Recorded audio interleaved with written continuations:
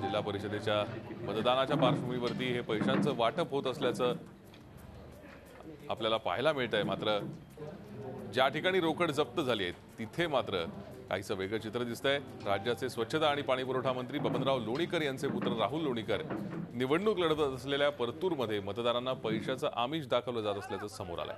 पैशाचं वाटप केल्याप्रकरणी तिघांवर गुन्हा दाखल करण्यात आलाय। नाथा खवल असं पकडण्यात आलेल्या व्यक्तीचं नाव आहे। त्याला पैशाचं वाटप करताना राष्ट्रवादीच्या कार्यकर्त्यांनी पकडून पोलिसांच्या हवाली केलंय।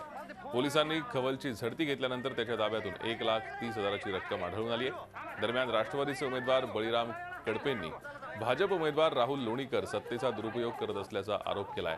तर राहुल लोणीकर यांनी आपल्या कार्यकर्त्यांना पकडून त्यांच्या खिशात राष्ट्रवादीच्याच कार्यकर्त्यांनी बळजबरीनं पैसे टाकल्याचा आरोप केलाय।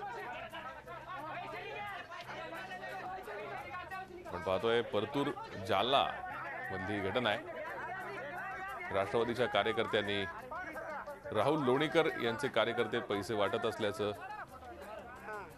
पोलिसांमध्ये तक्रार दिली आहे। मात्र लोणीकरांनी आरोप फेटाळून लावत राष्ट्रवादीच्या कार्यकर्त्यांनीच आपल्या कार्यकर्त्यांना पकडून त्यांच्या खिशात पैसे कोंबल्याचा आरोप केला।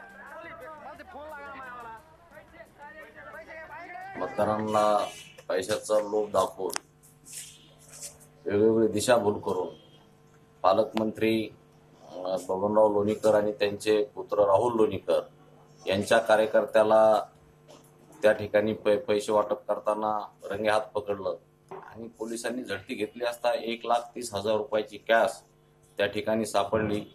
खरं तर हा सत्तेचा दुरुपयोग आहे। पालकमंत्र्यांना ही गोष्ट न शोभणारी आहे। सभेला प्रचंड मोठी गर्दी झाल्याचं पाहून राष्ट्रवादीच्या काही गुंड लोकांनी भारतीय जनता पक्षाच्या कार्यकर्त्यांच्या मारहाण त्या ठिकाणी केली।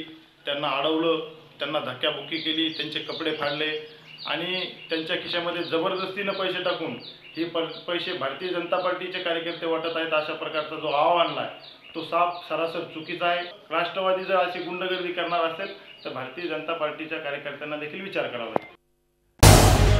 झी 24 तास रहा एक पाऊल पुढे।